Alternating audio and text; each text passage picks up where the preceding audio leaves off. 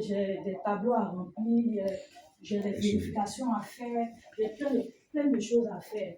Non, c'est pas que de la manipulation d'argent. Parce que j'ai même entendu une fois quelqu'un qui insinuait que comment dirais-je, comment même les gens qui comptent l'argent aussi ont une prime.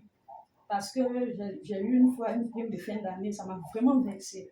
On s'est dit que faire la caisse, c'est compter que de l'argent. Il y a des analyses on fait aussi, il y a des rapprochements, il y a plein de trucs. C'est parce qu'on ne fait pas des tournants de poste, des rotations de postes que les gens ne comprennent pas. Donc aujourd'hui, c'était juste pour vous informer puis dire que soyez un peu cohérents quand vous venez me voir. Ok. Elle a au-delà des 1 minute. Mais non, comme on a eu une interruption. Mais regardez, quelle analyse vous faites un peu de son discours? La gestion hier. Mais qu'est-ce que vous avez constaté? La crispation.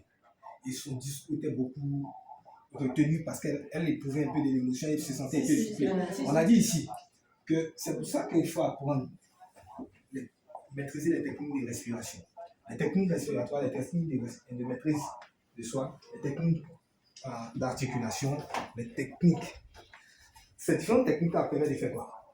Permettent de se contrôler, de maîtriser ses émotions. Parce qu'au moment où elle parlait, elle était sous l'émotion. Et donc, on sentait en elle, sa voix tremblait. Elle était dépassée par ses émotions. Donc, c'est ce qu'on a dit hier. Je reviens dessus pour dire quoi? Communiquer, c'est surtout transmettre des idées, mais pas que. Ce n'est pas que transmettre des idées. Pouvoir mieux transmettre l'information, pouvoir impacter son public, il faut avoir une maîtrise de son support, pouvoir mieux transmettre le message, pouvoir mieux impacter son public.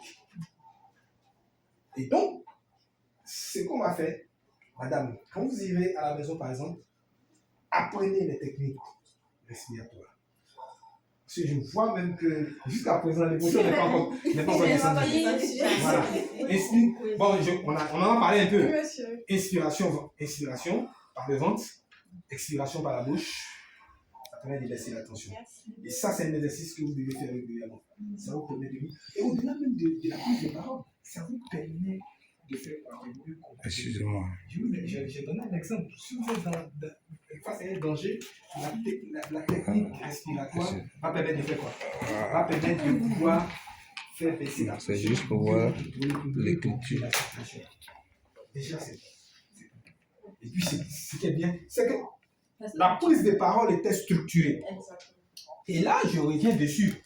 La structuration de la prise de parole est un élément essentiel.